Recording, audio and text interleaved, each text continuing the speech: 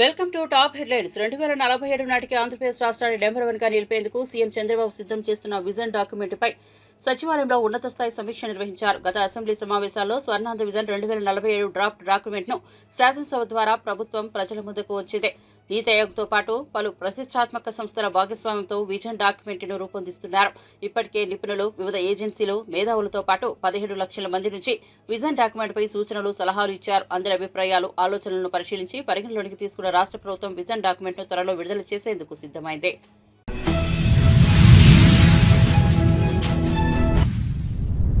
Kakinada anchorage వద్ద సముద్ర తీరంలో జరుగుతున్న రేషన్ బియ్యం స్మగ్లింగ్పై AP deputy CM Pawan Kalyan తీవ్ర ఆగ్రహం వ్యక్తం చేశారు. తానే సముద్రంలోకి వెళ్లి తనిఖీలు నిర్వహించారు. అయితే ఆ సమయంలో పోర్టు అధికారులు సహకరించకపోవడంతో పవన్ మండిపడ్డారు. అటు స్థానిక ప్రజాప్రతినిధులపైన పవన్ మండిపడ్డారు. ప్రభుత్వం బియ్యం అక్రమంగా విదేశాలకు తరలిపోవడంపై చురకలంటించారు. ఈ సందర్భంగా పవన్ కళ్యాణ్ మీడియాతో మాట్లాడుతూ రేషన్ బియ్యం స్మగ్లింగ్ కు మూలాలు చాలా బలంగా కనిపిస్తున్నాయని చెప్పారు. ఇప్పటికే ఆంధ్రప్రదేశ్ రాష్ట్రం గంజాయికి అడ్డాగా మారిందని ఆవేదన వ్యక్తం చేశారు. ఏపీకి తీర ప్రాంతం ఉండటం ఎంత బలమో అంతే బలహీనత కూడా అని వ్యాఖ్యానించారు. కీలకమైన సంస్థలు రాష్ట్రంలో ఉన్నామని, ఎవరైనా 100 కిలోల ఆర్టీఎస్ తీసుకొస్తే పరిస్థితి ఏంటని ప్రశ్నించారు. కసబ్ లాంటి వాళ్లు బోట్లో వచ్చి కాల్చేసిన విషయాన్ని ఆయన గుర్తు చేశారు. రేషన్ బియ్యం అక్రమ తరలింపును ఎవరూ కూడా పట్టించుకోవడం లేదని, ఎస్పీకి చెప్తే ఇప్పటి వరకు తనకు రిపోర్ట్ లేదని మండిపడ్డారు. ఎలా ఉందంటే ఇప్పుడు వెళ్ళి చూస్తే దీనికి ఉదాహరణకి ఇక్కడ మీకు ఇన్ఫర్మేషన్ అంటే నేను just to be more authority authentic I'm saying మీకు ఇది కొంచెం చదివి చెప్తున్నాను. ఇది మీకు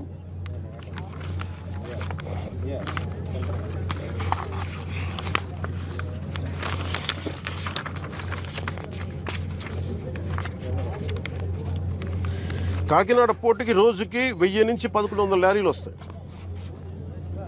ఇది ప్రపంచంలో వివిధ ప్రాంతాలకి బియ్యం ఎగుమతి చేసే ఆ పోర్టులో చాలా కీలకమైనది.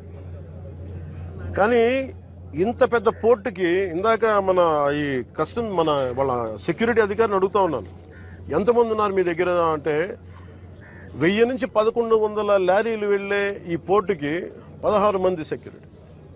లారీకి ఎంతమంది ఉన్నారు మీరు అర్థం చేసుకోండి. అసలు విచిత్రంగా మనోహర్ గారు పట్టుకొని కేసులు పెట్టి అధికారులకి చెప్పినా కానీ, అటు పోలీస్ కానీ, రెవెన్యూ కానీ, సివిల్ సప్లైస్ కానీ యాక్షన్ చాలా నామమాత్రంగా తీసుకుంటా ఉన్నాను. నేను చాలా సందర్భాల్లో ఆయన అడుగుతూ ఉన్నాను, క్యాబినెట్ మీటింగ్స్లో అడిగాను ఏం జరుగుతుందని. నేను ఒకటే ఏం చెప్పానంటే, ఇందాక మన మనోహర్ గారికి వీళ్ళకి మనం ఏ యాక్షన్ కనుక మనం ముందుకు తీసుకెళ్ళకపోతే వీళ్ళు ఇన్ని మాటలు చెప్పి దీన్ని ఏమి ముందుకు తీసుకెళ్లేదేంటి అన్న అపవాదం మనందరి మీద ఉంటుంది.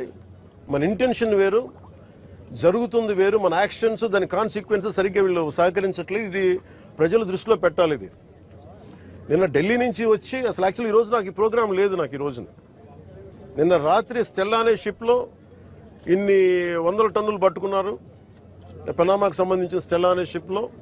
అలాగే ఇక్కడ దాదాపు 1060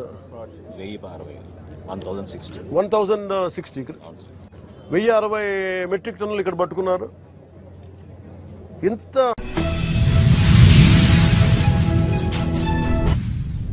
గురుకులాల్లో మెస్ ఛార్జీలు పెంచిన తర్వాతే కొన్ని చోట్ల ఫుడ్ పాయిజన్ ఘటనలు చోటు చేసుకోవడం వెనుక పెద్ద కుట్ర ఉందని, ఆయా సంఘటనలపై సమగ్ర విచారణ జరపాలని సీఎం రేవంత్ రెడ్డిని కోరుతున్నామని మంత్రి సీతక్క తెలిపారు. మహబూబాద్ కొత్తగూడ మండలంలో మంత్రి సీతక్క మాట్లాడారు.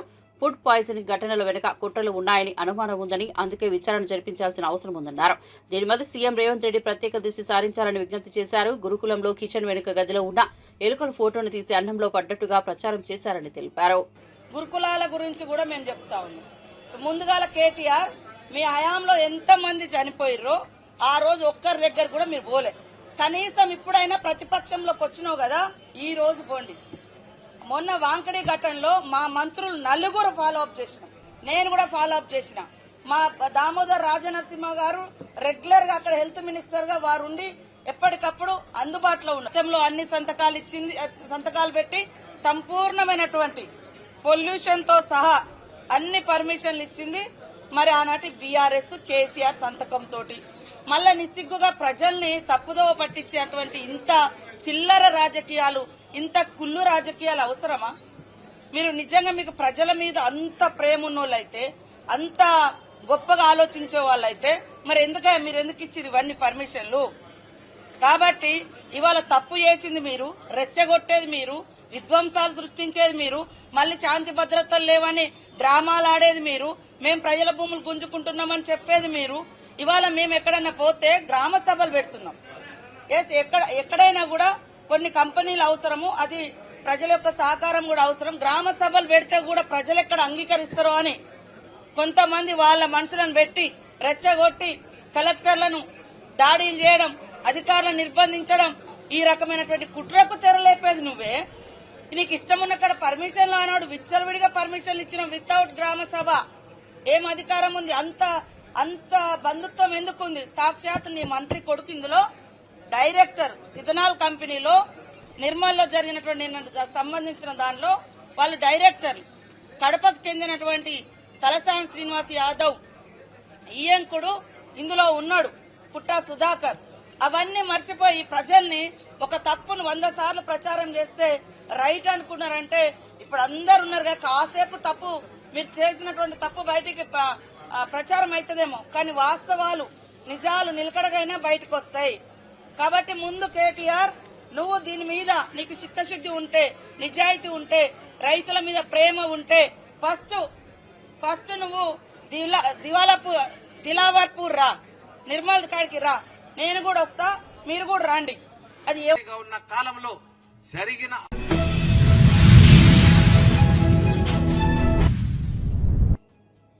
రాష్ట్ర ప్రభుత్వం ఆలోచనకు అనుగుణంగా ఏపీ ఛాంబర్ ఈ బిజినెస్ ఎక్స్పో ఏర్పాటు చేయడం అభినందనీయమని ఏపీ ఎక్సైజ్ శాఖ మంత్రి కొల్లు రవీంద్ర అన్నారు. ఏపీ ఛాంబర్ ఆధ్వర్యంలో బిజినెస్ ఎక్స్పోలో మంత్రి కొల్లు రవీంద్ర పాల్గొన్నారు. ఈ సందర్భంగా ఆయన మాట్లాడుతూ రాష్ట్రంలో పరిశ్రమల ఏర్పాటుకు ఉన్న అవకాశాలను ఎక్స్పోలో వివరిస్తున్నారు. పారిశ్రామికవేత్తగా ఎదగాలంటే అనువైన మార్గాలు ఇక్కడ తెలుసుకోవచ్చని తెలిపారు. మనకు తీర ప్రాంతంలో ఎంతో సంపద ఉంది, దానిపై దృష్టి పెట్టకపోవడం వల్ల నష్టపోయామన్నారు. ఈ క్రమంలో విజన్ ఉన్న నాయకుడు సీఎం చంద్రబాబు అన్నారు. సీఎం చంద్రబాబు వచ్చాక రాష్ట్ర రూపురేఖలు మారుతున్నాయన్నారు. అభివృద్ధి అంతా కూడా భ్రష్టు పెట్టింది. ఇవాళ గౌరవ ముఖ్యమంత్రి గారు అలాగే ప్రభుత్వం అధికారంలోకి వచ్చిన తర్వాత అన్ని ప్రాంతాలని, ఇవాళ విశాఖపట్నం, తిరుపతి, ఉత్తరాంధ్ర, రాయలసీమ అన్ని ఏరియాలను కూడా యూనిఫామ్గా డెవలప్ చేస్తున్నాం. ఇవాళ అమరావతి విషయంలో కూడా ఇది 2వ సమావేశం పెట్టుకున్న గ్రూప్ ఆఫ్ మినిస్టర్స్తో ఇవాళ నిర్ణయాలు కూడా చాలా వేగవంతంగా తీసుకుని ఇమీడియట్గా వర్క్లు స్టార్ట్ చేసే విధంగా డిసెంబర్ ఆఖరి నాటికల్లా రాజధానిలో చేపట్టాల్సినటువంటి పనులన్నీ కూడా స్టార్ట్ చేయటం. అలాగే మొన్న కర్నూలుకి మరి హైకోర్టు బెంచ్ కూడా ఏర్పాటు చేయటం, ఇవన్నీ కూడా చాలా వేగవంతంగా నిర్ణయాలు జరుగుతూ ఉన్నాయి. ఇవాళ అనేక సంస్థలు కూడా మన ఆంధ్ర రాష్ట్రంలో పెట్టుబడి పెడతానికి రాష్ట్రానికి వస్తున్నాయి. ఇవాళ చూసాం టీసీఎస్ కానీ, అదేవిధంగా రిలయన్స్ కానీ, అదానీ కానీ, ఇలాంటి అనేక సంస్థలు ఇవాళ ఆంధ్ర రాష్ట్రం వైపు చూస్తూ ఉన్నాయి. దానికి తగిన విధంగా ప్రభుత్వ నిర్ణయాలు కూడా స్పీడ్ ఆఫ్ డూయింగ్ బిజినెస్ కింద చాలా ఫాస్ట్గా వేగవంతంగా మేము నిర్ణయాలు తీసుకోవడం జరుగుతుంది. ఇంకా మరింత ఉత్సాహంగా, మరింత స్పీడ్గా నిర్ణయాలు ఉంటాయని కూడా తెలియజేస్తాం. అంతా ఉన్నది కదా, దాని నిర్ణయాలు దాన్ని జరుగుతూ ఉంటాయి. కానీ రాష్ట్ర అభివృద్ధి విషయంలో అన్ని సంస్థలు కూడా ఉత్సాహంగా ఇటువైపు చూస్తున్నాయని చెప్తాను. ఇప్పుడు అన్ని సంస్థలు కూడా ఆంధ్ర రాష్ట్రం రావాలి, ఇక్కడ ఇన్వెస్ట్మెంట్ చేయాలి అనే విధంగా అన్ని కంపెనీలు కూడా ఇటువైపు వస్తున్నాయి. రాబోయే విజన్ 2047 ఏదైతే చంద్రబాబు నాయుడు గారు పిలిపిస్తా ఉన్నారో అదేవిధంగా పాలసీలు కూడా ఇవాళ చేసుకున్నాం. ఇండస్ట్రియల్ పాలసీ, టూరిజం పాలసీ, మొన్న స్పోర్ట్స్ పాలసీ, అన్ని రకాల పాలసీలు కూడా చేసుకున్నాం. ఇవాళ ఇండస్ట్రీ కూడా చాలా ఉత్సాహంగా పబ్లిక్ కానీ ప్రజలు కానీ అందరూ కూడా ముందుకెళ్తా ఉన్నారు. రాబోయే 5 సంవత్సరాలు ఒక టర్నింగ్ పాయింట్గా ఆంధ్ర రాష్ట్రాన్ని నిలబడిపోతాం. Okay, thank you. నాకేం సంబంధం లేదు, నా పేరు లేదన్నారు. సెకీ ఒప్పందం వల్ల 1,10,000 కోట్ల రూపాయలు నేను రాష్ట్రానికి ఆదా చేశాను. నన్ను సన్మానించాల్సింది పోయి నా మీద నిందలేస్తారా అన్నారు. మరి మీరు ఎప్పుడు సన్మానిస్తారు? చదువు అన్ని రిపోర్ట్ తెచ్చుకున్నాక మాట్లాడితే బెటర్ కదా. ఏమీ లేకుండా మనం టోటల్ రిపోర్ట్స్ వస్తున్నాయి.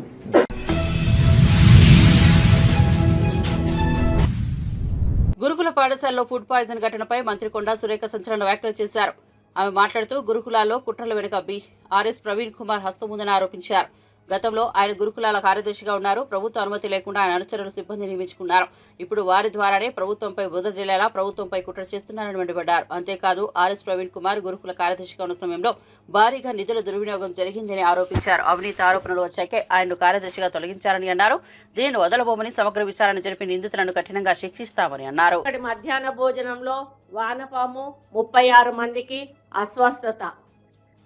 ఇంకొకటి గురుకులాలు ఆగమాగం అంటే గురుకులాల్లో జ్వరంతో స్టూడెంట్ మృతి అయినా కూడా పట్టించుకొని ప్రభుత్వం.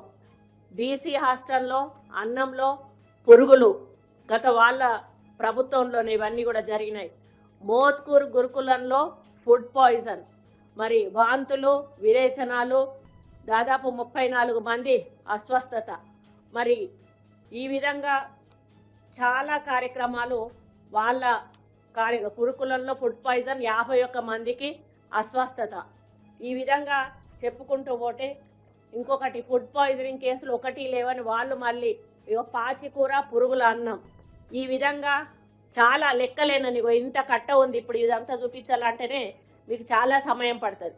ఇవన్నీ జరిగినప్పుడు ఆ ప్రభుత్వంలో ఏ ఒక్కరు కూడా కనీసం స్పందించలేదు, వెళ్ళలేదు, పలకరించలేదు, పరామర్శించలేదు, వాళ్లకు సపోర్ట్ ఇవ్వలేదు. ఏ అధికారులను కూడా సస్పెండ్ చేయలేదు. కానీ ఈ కేసులో ప్రభుత్వం నుంచి నేను వెళ్ళడం జరిగింది, పొన్నం ప్రభాకర్ గారు వెళ్ళడం జరిగింది, సీతక్క వెళ్ళడం జరిగింది, అదేవిధంగా దామోదర్ రాజనరసింహ గారు కూడా వెళ్ళడం జరిగింది. వెళ్ళి మేము అక్కడ వాళ్ళకి మంచి వైద్యం అందించమని చెప్పడమే కాకుండా కలెక్టర్లతో మాట్లాడి అక్కడ ఎంక్వైరీ జరిపించి వాళ్ళ మీద యాక్షన్ తీసుకోమంటే అక్కడ ప్రిన్సిపల్తో పాటు 4 సిబ్బంది మీద సస్పెన్షన్ యాక్షన్ కూడా తీసుకోవడం జరిగింది. దీన్ని రాజకీయం చేయడం అనేది చాలా దురదృష్టకరం. ఎందుకంటే దీని వెనకాల ఒక అదృశ్య హస్తం ఏదో పనిచేస్తున్నది అనేది మా యొక్క అనుమానం. ఎందుకంటే ఈ ఒక్క దాంట్లోనే కాదు, ఈరోజు మూసీ నదిని తీసుకున్నా కూడా ఒక పక్క ఫార్మా కంపెనీకి సంబంధించిన ల్యాండ్ అక్వైర్ చేసిన విషయంలోనైతేనేమి, మరి ఈ విధంగా గిరిజనులను అడ్డు పెట్టుకొని డ్రామాలు ఆడడము, మూసీ నదిని అడ్డు పెట్టుకొని డ్రామాలు ఆడడము, అదేవిధంగా ఈ హాస్టళ్లను అడ్డు పెట్టుకొని డ్రామాలు ఆడడము అంటే ఒక ప్రణాళికతోటి కావాలని ప్రభుత్వాన్ని నడపకుండా చేయడానికి.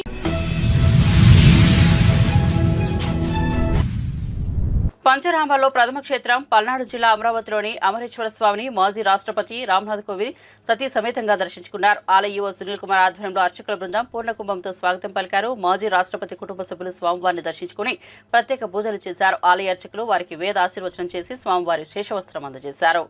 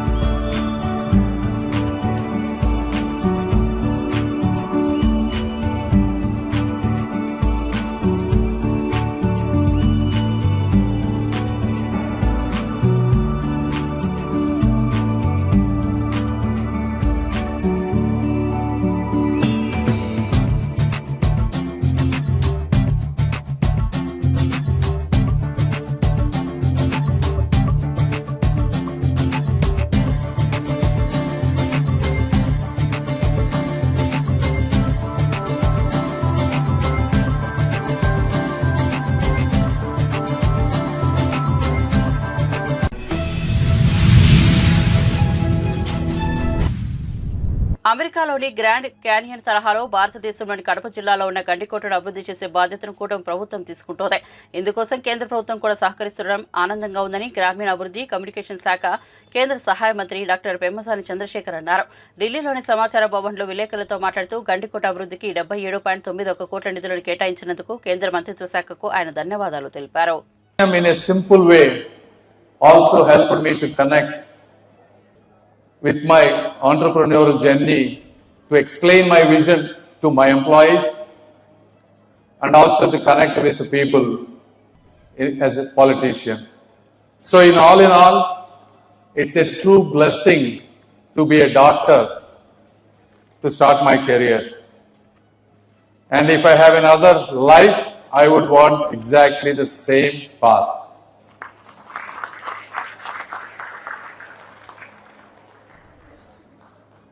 And today I carry with me the same dedication to listen, understand and act as a politician to heal the societies. A lot of you have been practicing in much more challenging places than me. Being a doctor in India isn't just a job. It's a journey filled with challenges and profound responsibilities. And one example is how the COVID-19 pandemic tested all of your resilience like never before. Many of you worked endless hours, sacrificed time with your families, and put your own lives at risk. When the world stepped back, doctors stepped forward. Your dedication during these unprecedented times has been nothing short of heroic. So I wanted to thank you, everyone, from the bottom of my heart. However, we cannot ignore the challenges that continue to plague our profession. I listened patiently all your issues that you have been talking, and I also have taken a brief in Delhi from IMA members, because the issues that you are all facing are quite complex, whether it is related to infrastructure, working in rural areas with suboptimal conditions.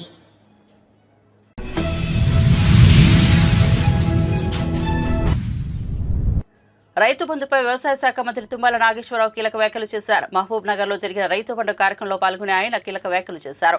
రైతులకు ఏది మంచి అనుకుంటే అదే మా ప్రభుత్వం చేస్తుందని మంత్రి తుమ్మల వ్యాఖ్యానించారు. సన్నవడ్లపై బోనస్ ఇస్తున్న ఏకైక ప్రభుత్వం మాదేనని పేర్కొన్నారు. రైతు బంధు కంటే రైతులు పొందే బోనస్ ఎక్కువగా ఉందని, ఒక్కో రైతు 15,000 వరకు బోనస్ పొందుతున్నారని అన్నారు. సన్నవడ్లపై ఇస్తున్న బోనస్ పట్ల రైతులు హర్షం వ్యక్తం చేస్తున్నారని, తమ ప్రభుత్వం రైతులకు ఏది మేలు అనుకుంటే అదే చేస్తామని, పదవులు ఓట్లను దృష్టిలో పెట్టుకుని పనిచేసే ప్రభుత్వం తమది కాదని అన్నారు. రైతుకి ఎన్ని బాధలు ఉన్నాయో అంతకంటే ఎక్కువ బాధలు ఈ ప్రభుత్వానికి ఉన్నాయి. అయినా సరే పెద్దలు అనుభవించుల్లో ఉత్తమ్ కుమార్ రెడ్డి గారు లాంటి మంత్రుల యొక్క సహకారంతో ఇరిగేషన్ ప్రాజెక్టులో ఏదైతే ప్రాధాన్యత ఉందో వాటిని పూర్తి చేసుకుంటూనే ఈ 4 సంవత్సరాల్లో పెండింగ్ ప్రాజెక్టులన్నీ పూర్తి చేసి ఈ పాలమూరు రంగారెడ్డిని పూర్తి స్థాయిలో నిర్మాణం చేసుకుంటే ఈ జిల్లా సస్యశ్యామలం అవుతుంది. మహబూబ్ నగర్ జిల్లా సస్యశ్యామలం అయిందంటే తెలంగాణలో మీకు ఎక్కడా బీడిమ ఉండదు అని చెప్పి కూడా మీకు ఈ సందర్భంగా మనం చేస్తున్నాం. కాబట్టి చౌహాన్ గారు మీరందరూ ఆలోచన చేయాలి. ఎండాకాలంలో వేసే వరికి ఎక్కువ నూకలు అవుతాయి అని అంటున్నారు. ఆ ఎక్కువ నూకలు కాకుండా ఉండాలంటే మార్చి కంటే ముందే మీరు వరి కోతలు పోయాలి. అందుకని మంత్రి గారిని కోరుతున్నా, రేపే ఇరిగేషన్ ప్లాన్ కూడా అనౌన్స్ చేయండి. ఏ ప్రాజెక్టులో నీళ్లు ఎప్పుడు వదులుతారు, ఎప్పుడు బంద్ చేస్తారు. మార్చి లోపల చేసినటువంటి వరి నూకలు తక్కువ అవుతాయి. ఇందాక ఆ తల్లి చెప్పింది, మీరు విన్నారో లేదో, ప్రకృతి వ్యవసాయం చేసేటట్టు తల్లి ఆ గారికి 80 కేజీలు వస్తుంది 100 కేజీలు పట్టిస్తే. చవాన్ గారు బియ్యం పెట్టిస్తే 60 రాట్ల 50 రావట్ల. వాట్ ఈస్ ది రీజన్ అంటే మనం ఎండాకాలానికి బాగా ఎండలు ముదిరిన తర్వాత కోతలకు వస్తే నూక ఎక్కువ అవుతుందని. నూక ఎక్కువ అవుతే మీకు 500 ఇచ్చేది కూడా మాకు ఇబ్బంది అవుతుంది. కాబట్టి మార్చి లోపులోనే కోతలు అయ్యేటట్టుగా మీరు వరి పొలాలు వేసుకునేటటువంటి రైతులు ఇరిగేషన్ ప్లాన్ రేపు ఎల్లుంట్లోనే కూర్చొని మీరు అన్ని ప్రాజెక్టుల కింద ఎప్పుడు ఇస్తారు ఎప్పుడు ఆపుతారు చెప్తే మేము ధైర్యంగా వ్యవసాయం చేసుకునే అవకాశం వస్తుంది. కాబట్టి దయచేసి రైతులు గుండె మీద చేసుకొని రేవంత్ రెడ్డి గారు సాక్షాత్తు మీ జిల్లా ముఖ్యమంత్రి, అందుకని ఈ జిల్లాలోనే ఇది పెట్టాం. మీరు కరూరు జిల్లా అని వలసల జిల్లా అని చిన్న మాటలు మాట్లాడద్దు. ఈ రాష్ట్రానికి పెట్టుబడి పెట్టే జిల్లా మహబూబ్నగర్ జిల్లా కావాలి. భవిష్యత్తులో ఎక్కువ భూభాగం ఉన్నటువంటి జిల్లా మహబూబ్నగర్ జిల్లా, ఎక్కువ కష్టకాలు ఉన్నటువంటి జిల్లా మహబూబ్నగర్ జిల్లా. కాబట్టి దయచేసి ఎమ్మెల్యేలు కూడా మంచి హుషారైన వాళ్ళు వచ్చారు ఈసారి. అందరూ కూడా దయచేసి పామాయిల్ వేయించండి. మరీ చెప్తున్నా, లేకపోతే మీరు ఒకసారి నా జిల్లాకి రండి. కాబట్టి దయచేసి రైతులందరినీ మోటివేట్ చేయండి. వాళ్ళకి నిలబడేటటువంటి పంటలు పండించి మనం ఆదుకోవాలి.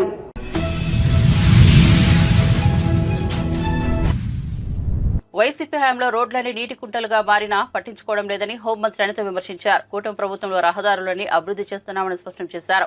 అనకాపల్లి జిల్లా పాయకరావుపేట నియోజకవర్గంలోని నర్సీపట్నం అడ్డరోడ్డు ఆర్ఎండ్బి రహదారి అభివృద్ధి పనులకు హోంమంత్రి శంకుస్థాపన చేశారు. సుమారు 24 కోట్ల రూపాయలతో ఈ రోడ్డును అభివృద్ధి చేస్తున్నామని తెలిపారు. జనవరి నాటికి రాష్ట్రంలో గుంతలు లేని రహదారులే ప్రభుత్వ లక్ష్యమని మంత్రి అనిత చెప్పారు. 3 సార్లు పాదయాత్ర కూడా చేశారు.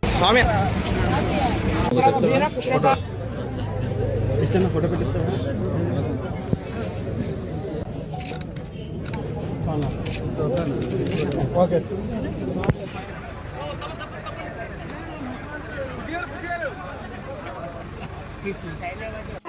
మేము కూడా ప్రతిపక్షంలో ఉండేటప్పుడు ప్రత్యేకంగా దీని మీద 2-3 సార్లు పాదయాత్ర కూడా చేసాం, ధర్నాలు చేసాం.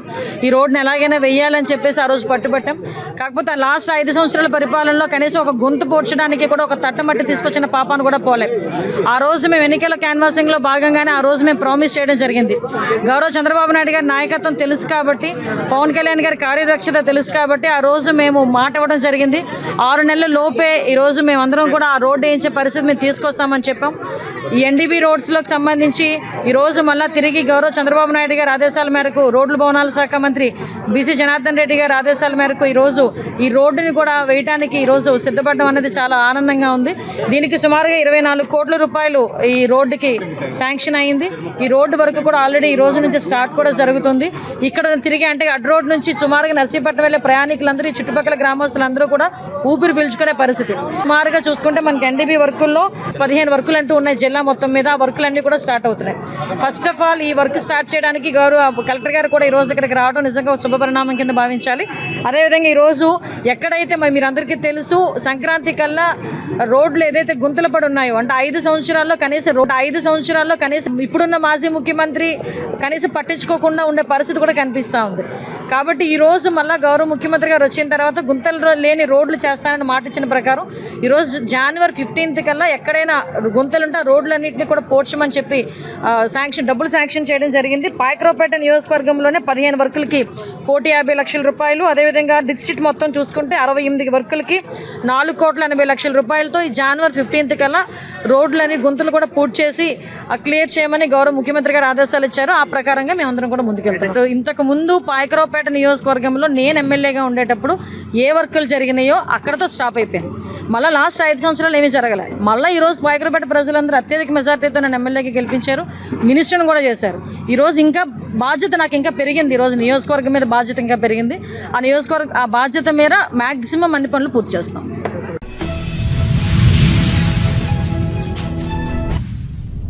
దీక్షా దివాస్ పేరుతో గత రోజులను గుర్తు చేసుకునేందుకు బీఆర్ఎస్ ప్రయత్నిస్తోందని కాంగ్రెస్ నేత అద్దంకి దయాకర్ ఎద్దేవా చేశారు. గతంలో తెలంగాణను ఇచ్చిన కాంగ్రెస్ ను కనుమరుగు చేయాలని బీఆర్ఎస్ చూసిందని, ఇందుకోసం బీజేపీతో కలిసిందని మండిపడ్డారు. కేవలం రాజకీయ ప్రయోజనం తప్పితే ప్రజా ప్రయోజనం, రాష్ట్ర ప్రయోజనం లేని బీఆర్ఎస్ ను ప్రజలు నమ్మే పరిస్థితిలో లేరన్నారు. అమరుల త్యాగాలను మరిచిన బీఆర్ఎస్ పార్టీని ప్రజలు ఓడించారని దుయ్యబట్టారు. లగ్గచెర్ల ప్రజల అభిప్రాయం మేరకు కాంగ్రెస్ ప్రభుత్వం వెనక్కి తగ్గడం ద్వారా ప్రజా ప్రభుత్వం ఎట్లా ఉంటుందో చూపిస్తుందన్నారు. దేశంలో చక్రం తిప్పడానికి ప్రయత్నం చేసిన కేసీఆర్ను తెలంగాణ ప్రజలు భూచక్రాన్ని తిప్పి నేలకొట్టిన పరిస్థితి ఈరోజు. కాబట్టి నేల విడిచి సాము చేసిన బీఆర్ఎస్కు సహకరించిన వాళ్లకు నష్టం చేయాలని చూసిన బీఆర్ఎస్కు తెలంగాణ ప్రజలు గుణపాఠం చెప్పిన పరిస్థితి. అమరవీరుల స్ఫూర్తిని మర్చిపోయినరు, తెలంగాణ ఉద్యమ స్ఫూర్తిని మర్చిపోయినరు. కేవలం సంపాదన, ప్రజల్ని దోచుకోవడమే లక్ష్యంగా పరిపాలన కొనసాగడం వలన ఇలా బీఆర్ఎస్కు నూకలు చెల్లిన పరిస్థితిని వాళ్ళు గమనంలోకి తెచ్చుకోవాల్సిన అవసరం ఉంది. తెలంగాణ అని పేరెత్తి నైతికతను కోల్పోయిన పరిస్థితిని గమనించుకోవాలి.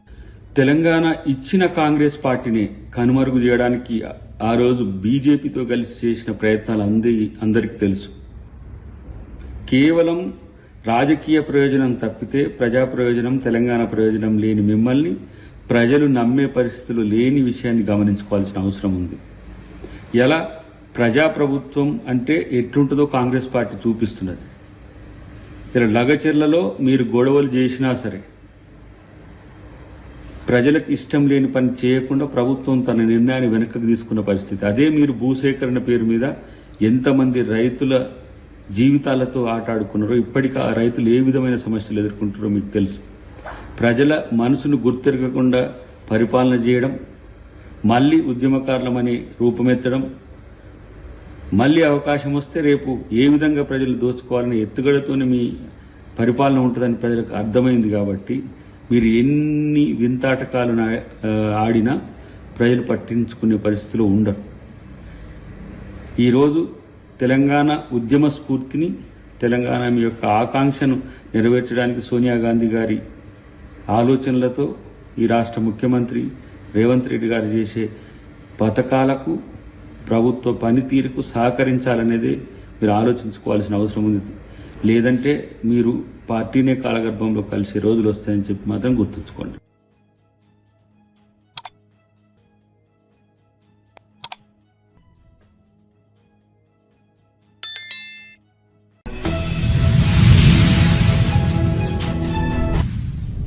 దశాబ్దాల కళ అయిన తెలంగాణ ఇచ్చిన సోనియా గాంధీ పట్ల రాష్ట్రంలోని అన్ని రాజకీయ పార్టీలు కృతజ్ఞతతో ఉండాలని మంత్రి పొన్నం ప్రభాకర్ సూచించారు.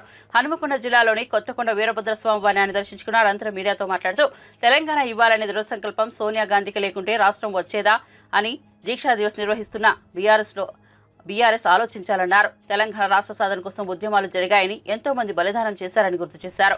ప్రజాస్వామ్య యుద్ధంగా పార్లమెంట్లో తెలంగాణ బిల్లు పెట్టినట్లు చెప్పారు. తెలంగాణ ఏర్పాటును కించపరుస్తూ ప్రధాని నరేంద్ర మోదీ వ్యాఖ్యలు చేశారని, దీనిని రాష్ట్ర బీజేపీ నేతలు ఎందుకు ఖండించడం లేదో చెప్పాలన్నారు. కేంద్ర బడ్జెట్లో తెలంగాణ పట్ల వివక్ష చూపిస్తున్నారన్నారు.